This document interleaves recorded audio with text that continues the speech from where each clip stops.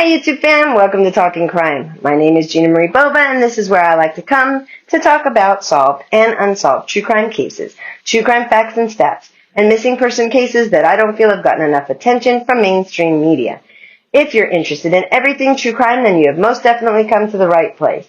I do hope that you will choose to subscribe to this channel, and if you hit that little bell next to the subscribe button, YouTube's going to notify you whenever I upload new content. I apologize in advance. There's a thunderstorm outside, and you may hear it. Hopefully, it just adds to the ambiance instead of being too distracting. Quick warning before we get started. My videos are not made for children. They are not made for those with weak stomachs, nor those who are easily offended. I talk about true crimes here, and as such, the information and pictures that I share, as well as the language that I use, will sometimes be graphic in nature. So viewers' discretion is most definitely advised. That being said, let's go ahead and get started. Ronald Joseph Dominique, also known as the Bayou Strangler, was born January 9th, 1964 in Thibodaux, Louisiana. His only sibling was an older sister. He was born with heart issues that were made worse later in life because he was overweight. He was also forced to walk on a cane later in life due to his being overweight. His parents were laborers and earned very low incomes. They lived in poverty as he grew up. And then a few years after he was born, his father left home and never returned. That left his mom to raise both children as a single mother with half the income. So, extremely on the poor side. Ronald has been described as being very quiet, kept to himself. He was a member of the school choir and glee club, and that's where he came out of his shell a bit. But when he was outside of those groups, he seemed to have very low self-esteem. He got bullied because he was quiet, a loner, and overweight. He did not fit in with the cool kids because he didn't ditch class. He didn't use drugs or alcohol, and he had poor communication skills and a very low IQ. He realized in high school that he was gay, but he didn't come out of the closet on his own. Instead, he was outed by fellow classmates who were teasing him and telling everybody because they seen him hanging around outside of a gay bar. Even with his low IQ, he did graduate Thibodaux High School in 1983. He enrolled into the Nicholas State University, and he majored in computer sciences. However, he got bored with his classes and dropped out of college less than 2 years later. It was at this time that he began frequenting the gay bar more often, and would sometimes go dressed up as one of his favorite singers, Patti LaBelle, which is odd because he was a white dude, and obviously Patti LaBelle was not white. He worked odd jobs here and there, but he never held a job for any length of time, and he didn't have his own place to live in. So basically, he would use any money that he earned at the gay bars, and he would be a mooch and sleep on family members' couches or in the abandoned trailer across from his mom's trailer. He mostly lived on his sister's couch, but would also pretty much crash wherever he could. He was lazy, irresponsible, and he used his family members for a place to stay and money in his pocket. Now, on January 12, 1985, Ronald was arrested for the first time and charged with sexual harassment via telephone, but he was released after having to pay a measly $75 fine. I don't know anything about his activities for the next 9 years, but I do know that he was arrested again in May 1994. Now, this time he was charged with drunk driving, and he was again ordered to pay a fine and sent on his merry way. What he had been doing for the past 9 years is anyone's guess, but I'm going to guess that he was not a pillar of society. He just didn't get caught until this DUI in 94. Then again, 2 years later, he was arrested, and this time the charges were for kidnapping and forcible sodomy. You see, on August 25th, 1990, a half-naked male youth hopped out of a window and ran to a neighboring house. He told the occupants there that he had been held against his will, beaten, and raped. He said the man then attempted to kill him, but fortunately he was able to escape. Police were called, and the window that the youngster had escaped from belonged to Dominique's sister. He had been staying with his sister for some time at this point. He was arrested without incident, and his bail was set at $100,000. He could not afford that, so he waited for trial behind bars. As they tend to do, the trial kept getting postponed to a later date, and eventually was transferred to yet another court. By the time the trial was set to finally begin, the victim and main witness for the prosecution was nowhere to be found. And now he wasn't nowhere to be found because he refused to testify. No. The prosecution's office could not find him because they had no idea who the fuck he was. They could not find any information about his identity, location, phone number, nothing. Now, how the fuck does that information just get lost? Who the fuck knows? That mistake not only made it so that the trial was canceled, charges were dropped, but the consequences of that incompetent, dumbass mistake allowed for a very dangerous man to be set free, which also allowed him to rejoin community and continue where he left off. And he would begin to beat, rape, and kill his victims from July 1997 until he ultimately got caught and confessed to 23 murders that would have never happened if he was never released in the first damn place, but they did happen. So I'm going to tell you a little bit about those crimes. But first, let me just remind you that the information that I'm about to give you is very graphic in nature and may be very difficult for you to listen to. So again, viewers' discretion is most definitely advised. Okay. Moving forward. Dominique's victims were mostly teenage males and men ages 14 to 46. Most of those victims were gay black males. Many were homeless or on drugs. He would often meet them when he went for walks or drives in his truck. Sometimes he would meet them in the gay bars that he frequented the most. The news reports tended to state whether each victim was on drugs and what kind, but to me, it makes no difference. So I won't be telling you what was in their system at autopsy, because to me it's just victim blaming, and I'm trying to stay away from that. However, he did tend to lure his victims by offering a place to stay, drugs, alcohol, or sex with either himself or a female that didn't exist in order to lure him or lure them to his place, wherever he happened to be staying at the time. I'll get into that a little bit more later, but like I stated earlier, he was generally quiet. People described him as being a loner, that he was kind and helpful. When he did talk to anybody, he seemed nice enough, but he only came out of his shell really when he was in drag and performing as Patti LaBelle. He also liked karaoke and playing pool. He rarely drank alcohol, usually just sipping on soda throughout the night. People said that he kept him to himself mostly, and that he still seemed just a bit out of place, even a little bit creepy, though they couldn't really pinpoint what made him creepy. I think he was just trying to blend in too hard. He was trying too hard. He would watch people, and once he chose his target, he would go to work. He would talk to them. He would try to gain their trust. He would talk them into going back to wherever he was staying at that time, with promising them drugs or alcohol or sex. If the target wasn't gay, he would offer to have a threesome with his non-existent girlfriend, or just say his neighbor or friend wanted to have sex, but he wouldn't mention this until they got to the place that she was scared of men, and so he had to tie them up first before she'd come out. A little bit more about that later as well. Anyways, he would somehow or another convince his victims to go back to wherever it was he was staying at that particular time. He would then either get them drunk or high, or he would just wait until they were trusting enough and unsuspecting their back was turned. He would overpower them. He would beat them. He would bind them. He would ultimately kill them, but not before usually raping them. He would then load their lifeless bodies into the back of his truck and dump them in remote locations, usually without their shoes for whatever reason. His first known murder victim is that of 19-year-old David Mitchell. Although David Mitchell was not considered to be a victim at this time, eventually the cause of death was changed. But he found Mr. David Mitchell hitchhiking on the side of the road. He pulled over and offered him a ride home. He was hitching a ride home from his grandma's house after he had been to family member's birthday party. Two days later, he was found face down in a roadside ditch that had about 1.5 to 2 inches of water in it near a wooded area. It was so obviously a homicide.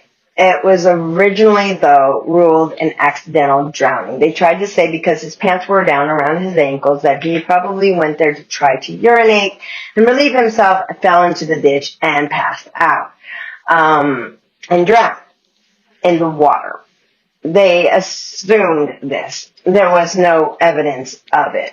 But his father was adamant, so was his mother, that this was not an accidental death. This was absolutely homicide. They did find water in his lungs during autopsy, but his father reminded the coroner, medical examiner, or whatever, that there was very little water in that ditch where his son was found. Also, his son was an excellent swimmer. He was not on any drugs or alcohol, not to mention the fact that his pants were down around his ankles. He was not gay, though. And there was no evidence that he had relieved himself anywhere near where he was found. His dad insisted that this had been murder, and his son, like I said, was not gay. It was years before David's cause of death was finally ruled a homicide, and only because of a confession by the person who killed him.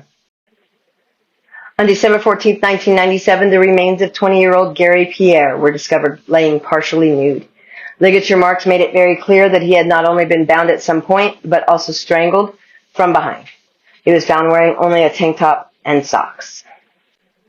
On July 31, 1998, the deceased body of 38-year-old Larry Murray Branson was discovered alongside Highway 3136. He was one of the only victims found wearing both shoes. He had extensive injuries that told the story of how he had been severely beaten, sodomized, and repeatedly kicked in the groin prior to his death. In October of 98, the remains of 27-year-old Oliver LeBancs were discovered in Jefferson Parish. The father of 5 was wearing only shorts, socks, and one shoe. His other shoe was located a few feet away from his body. His autopsy concluded he had been sexually assaulted and died of asphyxiation due to strangulation. A few days later, on October 20th of 98, another body was discovered. The remains belonging to 16-year-old Joseph Brown were found across a small bridge on a dead-end road. He was only wearing gym shorts. He had been beaten on the head by a hard object multiple times and then suffocated to death. It could not be determined whether or not he had been raped due to the state of his remains. They were too decomposed. Next to his head, authorities found a plastic bag that was soaked with his own blood. They are not sure if that bag was used to suffocate him or if it was used to keep the blood from getting all over the perpetrator's vehicle while bringing the body to the dump site. On October 27, 1998, the partially clothed remains of 18-year-old Bruce Williams were located in a roadside ditch. He had been bound, raped, and suffocated. His shoes were located approximately 15 feet away from his body. About 7 months later, the body of 21-year-old Manuel Reed was discovered in May of 1999. Oddly, he had no defensive wounds but had been sexually abused, beaten, and strangled. Then on June 20th, 1999, the lifeless body of 34-year-old Angel Mejia was discovered after he had been strangled and dumped alongside of a dumpster in an industrial area, like trash. He was shirtless and shoeless. It looked like the killer attempted to put his body in the dumpster, but the dumpster was too full, so he just left the body there, laying on his back, with his upper body laying in the weeds, legs outstretched toward the roadway. The next body would be found only feet away from Angel was laying. He was face down, though, and his head was in the weeds near the dumpster, feet sticking out into the dirt roadway. This body belonged to a 34-year-old named Mitchell Johnson. Mitchell is the only victim whose body was found fully nude.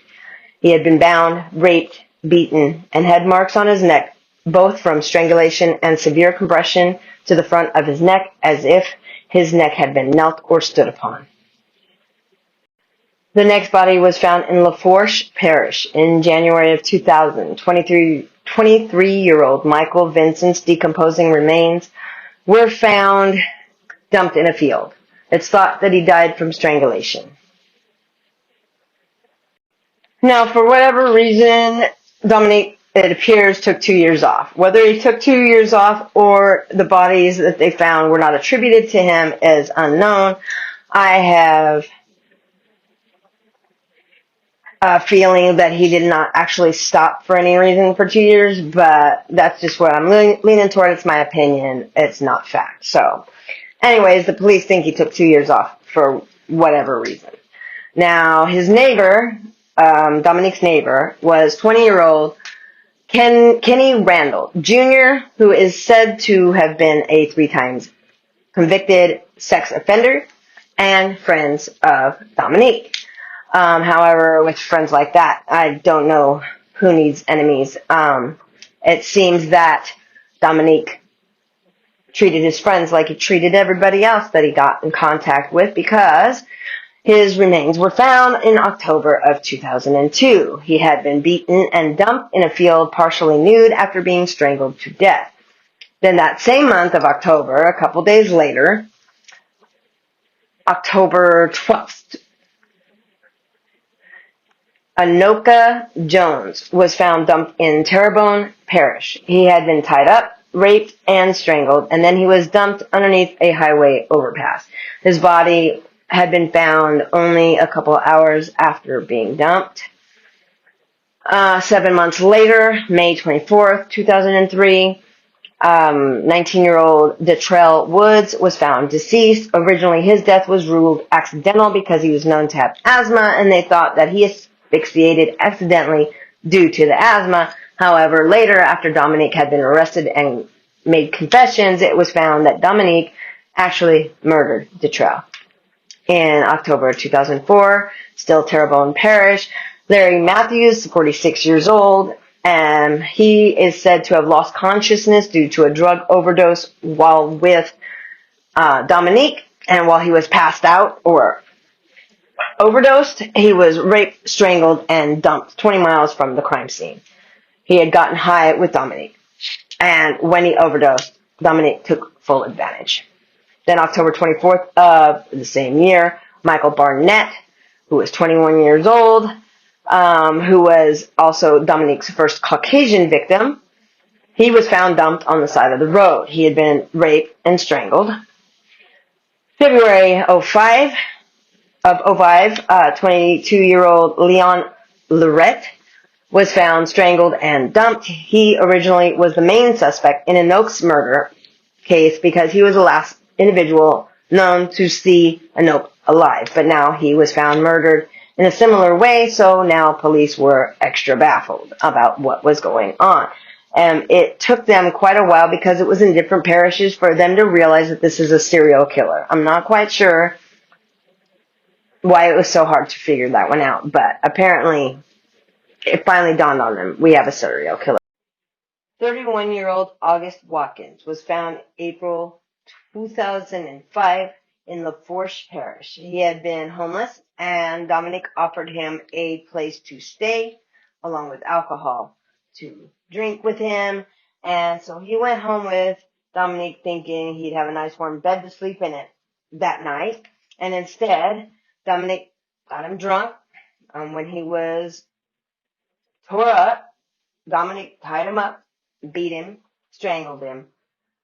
More than likely, he also sodomized him, but they are not 100% sure.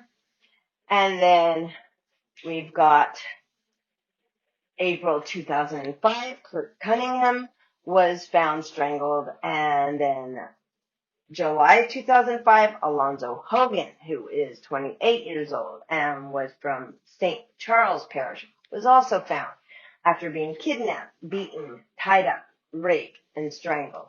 His body was dumped and found a little over a month later. August 2005, 17-year-old Wayne Smith from Terrebonne Parish was found beaten and strangled. A month later, in September 2005, 40-year-old Chris DeVille of Assumption Parish was picked up hitchhiking and later found dumped in a field.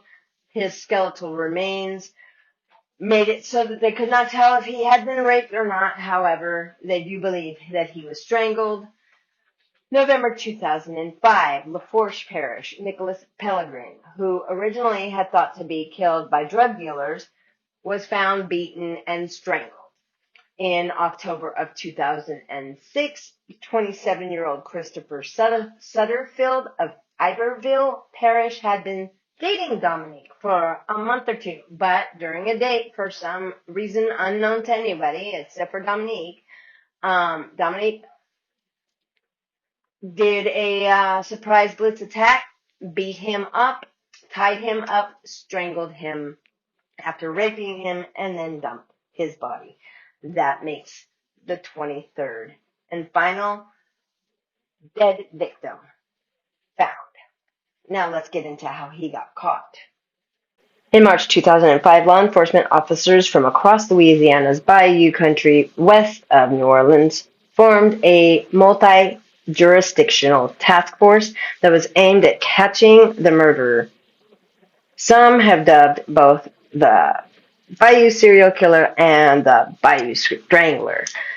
Then the task force investigators had gotten a tip from a state probation and parole officer. One of the officer's parolees had mentioned to him that 4 or 5 years prior, a man who lived in a camper on Bayou Blue Road promised to let him have sex with his own wife, this man's wife, if first he would allow the man to tie him up. Now, this potential victim, he got nervous and he bolted from the camper. After the parolee came forward with his story, investigators identified the man who lived in that camper as Ronald Joseph Dominique.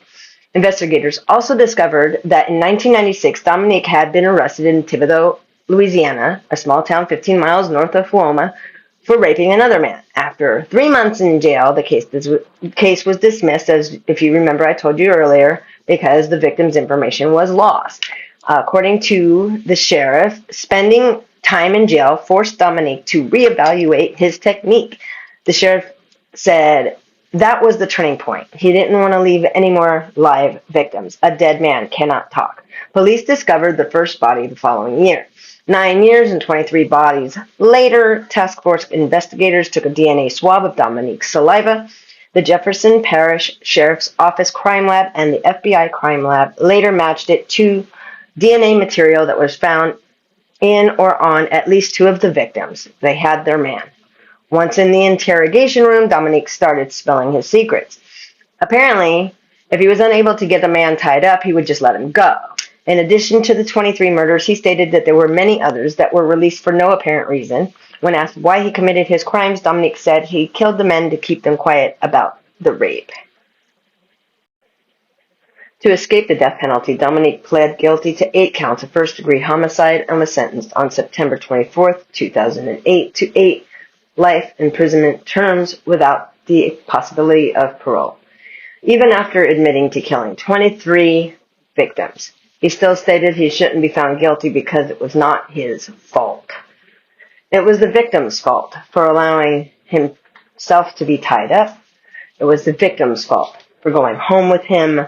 What a piece of dog shit. I don't know how, but I had never even heard of this person until I started researching. How is it that 23 people could get murdered and I never heard about it? Is it because the victims were black males? Because they were homeless? Because they were poor? I don't know. For whatever reason, it really pisses me off that I never even heard of this man. Anyways, I want to thank you all for joining me today. That does it for me. I think I've had enough. I'm sure you probably have too. I could use a fucking drink and a smoke right now. Anyways, if you haven't already, I do hope that you will subscribe to this channel. And until next time, y'all stay safe out there.